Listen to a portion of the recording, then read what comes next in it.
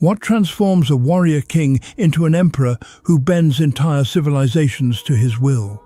For Charlemagne, known as Carolus Magnus in Latin, it was not merely conquest, but an unrelenting vision of unity through power.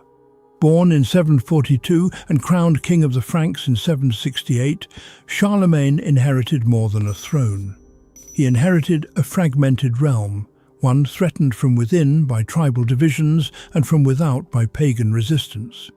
But unlike his predecessors, he wielded not just the sword, but also a doctrine, to Christianize and centralize through calculated force. By 774, Charlemagne had conquered the Lombards in northern Italy, assuming the title King of the Lombards. This was no ceremonial honor. It marked the beginning of a calculated expansion, with the church as both partner and justification. Charlemagne understood that religious legitimacy was the key to enduring authority. His campaigns across Europe were therefore not only military actions, but also spiritual offensives. He compelled the defeated to accept baptism, erected churches in newly conquered lands, and punished resistance with iron resolve. The defining shift came on Christmas Day, 800 AD. In the grandeur of St. Peter's Basilica, Pope Leo III crowned him Imperator Romanorum, Emperor of the Romans. It was a deliberate revival of the Western Roman imperial title, absent since 476 AD. But this was no nostalgic echo. Charlemagne's coronation symbolized divine sanction, signaling that kingship alone could no longer contain his rule. Now he stood as the protector of Christendom, wielding both secular and sacred power. Yet behind this majestic rise lay a brutal truth. Charlemagne's reign, though draped in glory, was forged through campaigns that crushed non-Christian tribes, subjugated noble families, and obliterated dissent. The crown he wore in Rome was not merely gold, it was lined with the blood of thousands who resisted his new order. And none felt the weight of that iron fist more than the Saxons. The Verden Massacre, 4,500 executed in a day. It happened in the autumn of 782 near the banks of the river Aller, in a place known as Verden. Here, under Charlemagne's direct authority, 4,500 Saxon prisoners, rebels, warriors, and possibly civilians were executed in a single day. Not killed in battle, not slain in ambush, but systematically beheaded on royal command. This was not the fury of a chaotic battlefield. This was organized mass execution ordered in cold resolve. The background, Saxon resistance to Frankish expansion, had erupted once again. Despite years of forced baptisms and punitive raids, many Saxon tribes remained fiercely loyal to their traditional gods and way of life. In 782, a large Saxon force ambushed and annihilated a Frankish contingent at the Battle of Suntel, killing several of Charlemagne's high-ranking envoys. Charlemagne's response was swift, decisive, and merciless. Primary sources, particularly the Royal Frankish Annals, Annales Regni Francorum, record the event with chilling clarity. In this year, the Lord King Charles came to the place called Verden and ordered that 4,500 Saxons who had broken the Christian oath and killed his envoys be put to death. There is no mention of trial, negotiation, or mercy. This was vengeance, sanctioned as justice. The victims were likely warriors who had surrendered or been captured under the presumption of clemency. Some modern scholars suggest the number may include not only fighters, but also community leaders, elders, and even boys deemed old enough to bear arms. Though no contemporary source explicitly mentions women among the dead, Saxon society was not immune to the brutal reach of retribution.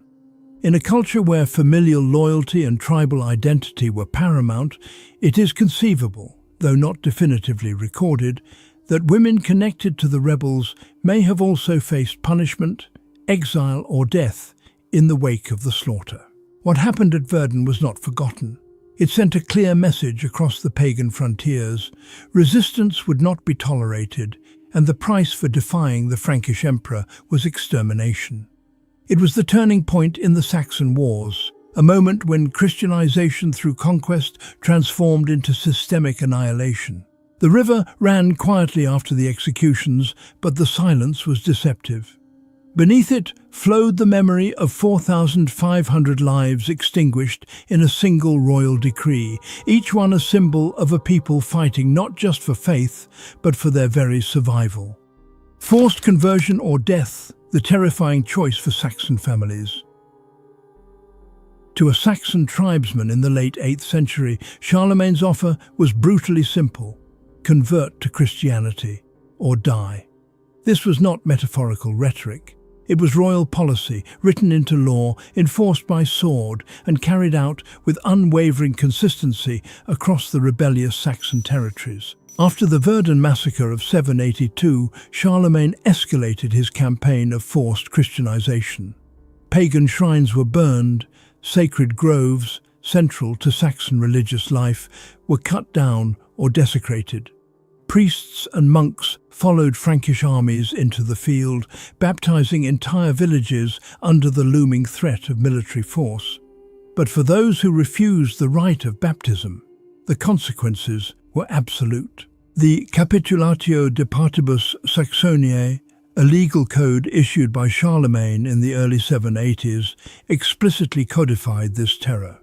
In its clauses, the emperor declared, "If any one of the race of the Saxons shall have wished to hide himself unbaptized, and shall have scorned to come to baptism, let him be punished by death." Under these laws, pagan rituals, sacrifices, or even public expression of old beliefs were punishable by execution. This was not just about individuals. Families were torn apart. Entire villages were uprooted. Children were baptized without parental consent. In some cases, husbands converted under duress, while wives clung to ancestral beliefs, only to be separated, punished, or worse. Refusal to convert was treated as treason not just against the emperor, but against the divine order of Christian kingship. Even the act of accepting baptism offered no lasting protection. Many Saxons who converted under pressure later returned to their old ways during temporary rebellions, only to be slaughtered or enslaved when the Franks reasserted control. For many, faith became a mask of survival, a fragile performance beneath the watchful eyes of imperial authority. Marriage as control. Saxon nobility's daughters reassigned. When swords could no longer subdue, Charlemagne turned to marriage. But in his imperial court, matrimony was not a sacred union. It was a mechanism of control. After military conquests and mass baptisms, the emperor implemented another layer of dominance: the strategic redistribution of Saxon noblewomen, particularly the daughters of tribal chieftains and elite families. These women, once poised to inherit status within their own societies, were reassigned into marriages with loyal Frankish nobles or warriors. It was a deliberate policy, designed not only to sever the lineage of Saxon resistance, but to fuse the conquered bloodlines into the fabric of the Carolingian realm. Their identities were erased through baptism, their marriages arranged without consent, and their futures reshaped in service of an empire that had destroyed their homes. The historical record does not name many of these women, but traces of their fate appear in royal charters and monastic accounts, where references to noble Saxon brides being given as rewards or guarantees of loyalty can be found. These unions were not romantic, nor cultural reconciliations. They were acts of appropriation. By binding Saxon women to Frankish men, Charlemagne sought to extinguish the possibility of Saxon resurgence through bloodline or alliance. In effect, noble daughters became human spoils of war.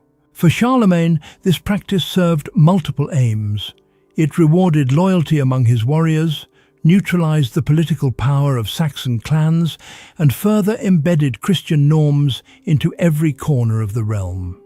But for the women themselves, it was a life forged under occupation. lived in foreign courts, under foreign names, in a foreign faith. Exiled to the west, Charlemagne's mass deportation of the Saxons. Conquest did not end with the battlefield or the church font. For thousands of Saxons, survival meant exile. In one of the least remembered but most devastating aspects of Charlemagne's campaign, entire Saxon populations were forcibly deported from their ancestral homelands and resettled deep within Frankish territory, dispersed, disarmed, and deliberately fragmented. The first major wave of deportations came after the 782 rebellions and the massacre at Verden. Charlemagne, determined to break the cycle of resistance, issued orders that entire communities be uprooted. According to the Royal Frankish Annals, in 804, the final year of major Saxon resistance, over 10,000 Saxons were removed from northern Germany and transplanted into Neustria in what is now western France. The objective was clear: destroy the tribal structure by scattering its people. These deportees were not treated as equal subjects. They were resettled in marginal lands under the supervision of Frankish lords and forced into labour and dependency. Their languages, customs and leaders were lost amid the isolation.